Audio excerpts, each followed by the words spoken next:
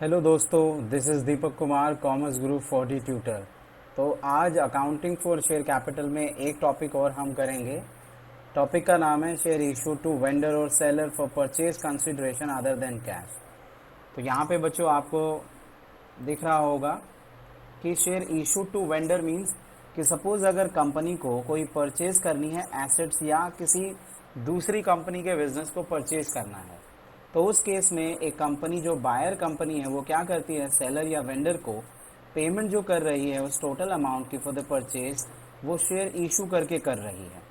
तो देखो इस स्टोरी या इस एग्जांपल से हम समझने की कोशिश करते हैं कि यहाँ पे हमारे पास है ये कंपनी लिमिटेड। इस कंपनी के पास लैंड नहीं है, बिल्डिंग नहीं है, उसे खरीदना है।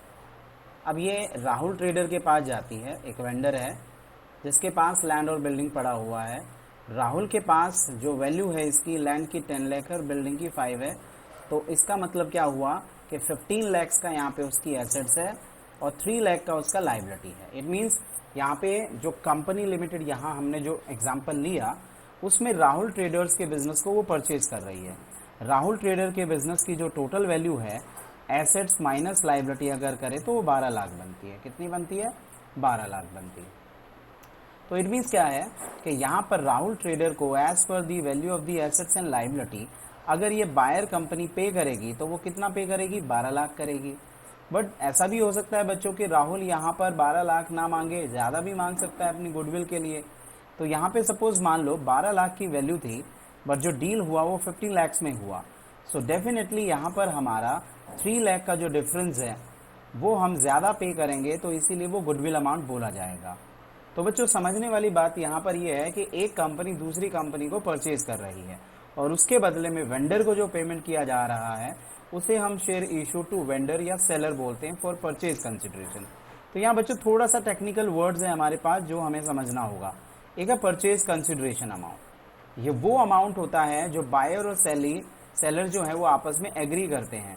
यहाँ पे राहुल ट्रेडर के बिजनेस को परचेज कर रहा है ये वाली कंपनी, तो ये वाली कंपनी कितना अमाउंट पे करने के लिए रेडी हुई है, एग्री किया है, उस अमाउंट को कहा जाता है परचेज कंसिडरेशन अमाउंट। जैसे कि इस केस में यहाँ पर कंपनी ने ये डील किया है 12 लाख में। इट मीन्स क्या है कि राहुल ट्रेडर के बिजनेस को हम परचेज करेंगे 12 लाख रुपीज में, तो इसीलिए 12 लाख रुपीज क्या बोला जाएगा? Purchase consideration amount.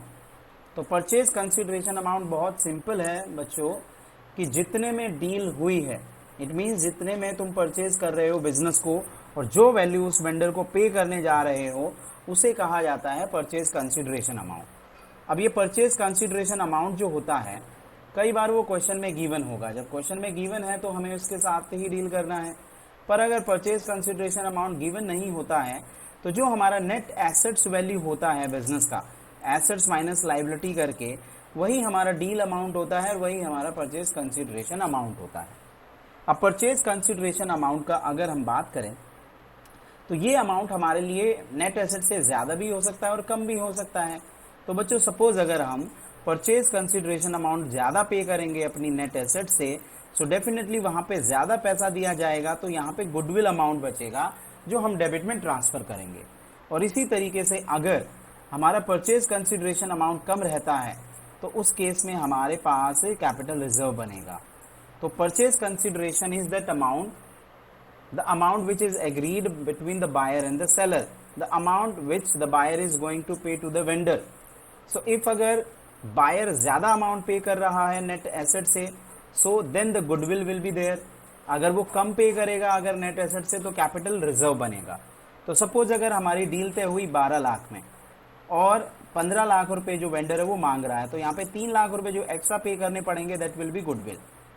दूसरे एग्जाम्पल में सपोज 12 लाख में हमारा नेट एसेट्स है और 9 लाख में डील तय किया है, तो उस केस में क्या है कि you are paying only 9 lakh rupees.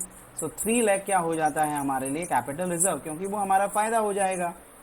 तो अब बच्चों हम इसके जर्नल के बारे में सीखेंगे कि कंपनी कर क्या रही है। एक बिजनेस परचेज कर रही है, उसके परचेज कंसिडरेशन अमाउंट को वो पे करेगी by issuing shares to the vendor. तो देखते हैं क्या हमारा जर्नल रहने वाला है। तो सबसे पहली बात, बिजनेस या एसेट्स को परचेज करेंगे तो इंडिविजुअल जो भी एसेट्स हम परचेज कर रहे हैं वो सन्ड्री एसेट्स, तो ये कंबाइन करके एंट्री किया है।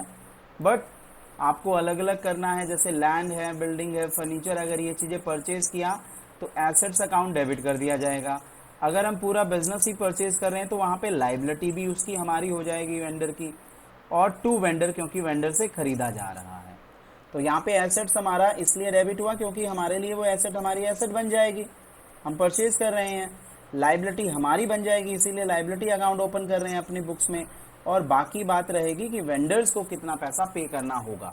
सो वेंडर अकाउंट में जो भी अमाउंट हम डालेंगे वो अमाउंट परचेज कंसिडरेशन अमाउंट बोला जाएगा। क्या बोला जाएगा? Purchase consideration amount. तो बच्चों यहाँ पे सपोज अगर मान लो हमारी एसेट की वैल्यू 12 लाख है और लाइबिलिटी 2 लाख है, इट मीन्स हम 12 लाख की एसेट ले रहे हैं उसकी और 2 लाख की उसकी लाइबिलिटी भी पे कर देंगे, तो एग्जैक्टली उस वेंडर को कितना पैसा हमें देना पड़ेगा? 10 लाख। बट अब सपोज वेंडर मांग रहा है ज्यादा पैसे, तो परचेज कंसिडरेशन अमाउंट 10 नहीं, वो 12 लाख मांग रहा है, तो यहाँ पर हमारा डेबिट में बैलेंस बचेगा, उस डेबिट बैलेंस को हम क्या बोलेंगे? गुडविल बोलेंगे। बट सपोज अगर मान ले हमने वो डील तय की है कम अमाउंट में, 10 की बजाय 8 लाख में किया, it means now we are going to pay only 8 lakh rupees instead of 10 lakh. तो यहाँ पे क्रेडिट में हमारे पास 2 लाख का बैलेंस बचने जा रहा है, जो हमारे लिए कैपिटल रिजर्व का काम करेगा।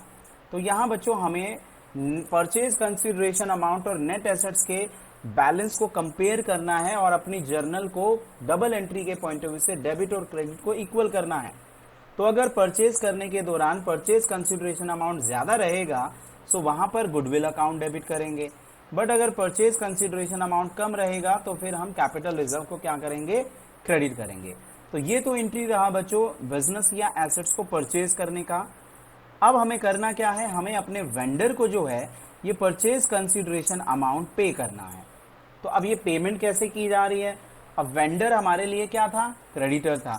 अब उस वेंडर को हम पे कर रहे हैं तो हमारी लाइबिलिटी टुवर्ड्स वेंडर जो है वो कम हो रही है, तो वेंडर डेबिट जिसको पेमेंट हम कर रहे हैं, अगर हमने बैंक के थ्रू पेमेंट किया तो टू बैंक हो जाएगा, अगर हम कैश के थ्रू कर रहे हैं तो टू कैश हो जाएगा, और अगर हम बिल एक्सेप्ट कर रहे हैं उस परचेज कंसिडरेशन अमाउंट के लिए तो बिल्स पेबल, और शेयर इशू किए जा रहे हैं तो हम अपना शेयर कैपिटल अकाउंट यहाँ पे क्रेडिट करके ओपन करेंगे। तो बच्चों वेंडर को पेमेंट करने के लिए बहुत सिंपल सी बात है, जिसको पेमेंट करेंगे वो डेबिट होगा, टू बैंक कर देंगे अगर बैंक के थ्रू पेमेंट किया जा रहा है, टू कैश कर दिया जाएगा, टू बीपी कर दिया जाएगा, और अगर शेयर दिए जाएंगे तो टू शेयर कैपिटल कर दिया जाएगा। अब एक बात और यहाँ ध्यान देने वाली है बच्चों, अगर यहाँ पर ये शेयर इशू किए जाते हैं प्रीमियम पर तो डेफिनेटली हमारा सिक्योरिटी प्रीमियम रिजर्व क्या हो जाएगा? क्रेडिट हो जाएगा। तो ये है बच्चों हमारा topic, issued of shares to the vendors for the purchase consideration other than cash. दो हमारा जर्नल इसमें रहेगा, पहले परचेज करने का और फिर उसके बाद वेंडर को पेमेंट करने का। अब इंपॉर्टेंट बात एमसीक्यू से रिलेटेड ये रहेगी बच्चों यहाँ पर कि यहाँ एमसीक्यूज में किस तरह के क्वेश्चन हमें पूछेगा। सबसे पहली बात तो यहाँ पर है number of shares to be issued निकालना। इट मीन्स जितना अमाउंट आप पे कर रहे हो परचेज कंसिडरेशन अमाउंट, उस अमाउंट का हमारा नंबर ऑफ शेयर्स कितना बनने वाला है, क्योंकि company number of share record करेगी अपनी बैलेंस शीट में। तो सपोज अगर हम 12 लाख रुपए पे कर रहे हैं तो उसको डिवाइड करेंगे इशू प्राइस ऑफ 1 शेयर। अब एक शेयर का प्राइस क्या है? मान लो उसकी फेस वैल्यू 100 है, तो अगर हम पार पे इशू करेंगे तो इशू प्राइस 100 हो जाएगा। बट अगर सपोज हम कर रहे हैं उसको 20 रुपीज के प्रीमियम पर, तो डेफिनेटली हमारा इशू प्राइस कितना होने वाला है? 120। तो यहाँ नंबर ऑफ शेयर्स इशू निकालना वो बहुत जरूरी है, जिसका फॉर्मूला है purchase consideration divided by issue price of 1 share. तो दो एंट्री हमारी बेसिकली है बच्चों, यहाँ पे पहले परचेज करेंगे उसके बाद वेंडर को पे करेंगे। और एमसीक्यूज क्या हो सकता है? तो एमसीक्यूज पूछ सकता है कि सपोज ये परचेज कंसिडरेशन अमाउंट ज्यादा रहेगा तो हमारा बैलेंस क्या है? गुडविल है, और अगर कम रहेगा परचेज कंसिडरेशन अमाउंट तो बैलेंस कहाँ ट्रांसफर होगा? कैपिटल रिजर्व में होगा। तो इसके बाद हम एक क्वेश्चन ले लेते हैं जिससे आपको ये बहुत अच्छे से क्लियर हो जाएगा। तो क्वेश्चन क्या है? राजन लिमिटेड परचेज कर रहा है गीता एंड कंपनी से कुछ एसेट्स, और वो एसेट जो है वो 5 लाख रुपीस की है। कितने का है? 5 लाख का। यहाँ पर राजन लिमिटेड क्या है? इमीडिएटली उसको 1 लाख पे कर देता है through bank draft Geeta and company को, और बाकी बैलेंस अमाउंट जो रहेगा उस बैलेंस अमाउंट 4 लाख का गीता एंड कंपनी को वो इक्विटी शेयर इशू कर रहा है 10 ईच एट 25% प्रीमियम। तो बच्चों सबसे पहली बात ये आइडेंटिफाई करें कि यहाँ पे बायर कौन और सेलर कौन। तो राजन लिमिटेड ने परचेज किया तो राजन यहाँ पे बायर है, गीता यहाँ पे कौन होगा, सेलर या वेंडर होगा। अब बायर की बुक में हम जर्नल एंट्री करेंगे तो बायर सबसे पहले एसेट परचेज करेगा तो एसेट अकाउंट डेबिट हो जाएगा एंड गीता एंड कंपनी को हम क्या कर देंगे, क्रेडिट कर देंगे। एसेट का वैल्यू जो है वो 5 लाख रुपीज है यहाँ पर, तो 5 लाख। सो डेफिनेटली ये 5 लाख रुपीज हमारे लिए होंगे जो हम गीता एंड कंपनी को पे करेंगे। अब पेमेंट के बारे में ये बोला कि 1 लाख रुपए आप ड्राफ्ट के थ्रू और बाकी 4 लाख के लिए हम क्या करेंगे, शेयर इशू करेंगे। अब शेयर इशू करेंगे तो सबसे पहली बात ये है नंबर ऑफ शेयर्स इशू निकालेंगे हम लोग। तो यहाँ पर 4 लाख अमाउंट हम पे करने जा रहे हैं। एक शेयर हमारा फेस वैल्यू के हिसाब से 10 रुपए का है और उस पर 25% प्रीमियम। अब 25% प्रीमियम ये परसेंट है, इसका अमाउंट निकालने के लिए हम फेस वैल्यू से 25% को मल्टीप्लाई कर देंगे तो 2.5 आ जाएगा। तो हमारा शेयर का जो इशू प्राइस है दैट इज 12.5। तो अगर 4 लाख को हम डिवाइड कर देते हैं 12.5 से तो number of share that the company will issue to the vendor is 32,000 and the face value is 10 and 2.5 is the security premium reserve. अब हम गीता एंड कंपनी को पेमेंट करेंगे, गीता एंड कंपनी को पेमेंट करेंगे तो गीता एंड कंपनी अकाउंट को debit किया जाएगा definitely because Geeta and company is the receiver. To bank हम इसलिए कर रहे हैं क्रेडिट क्योंकि हमने पेमेंट किया through bank draft and then 2 share capital and 2 security premium reserve. तो सिक्योरिटी प्रीमियम रिजर्व में हम अमाउंट कैसे डालेंगे, हमारे पास नंबर ऑफ शेयर 32,000 है, फेस वैल्यू उसका 10 है, सो देन 3,20,000।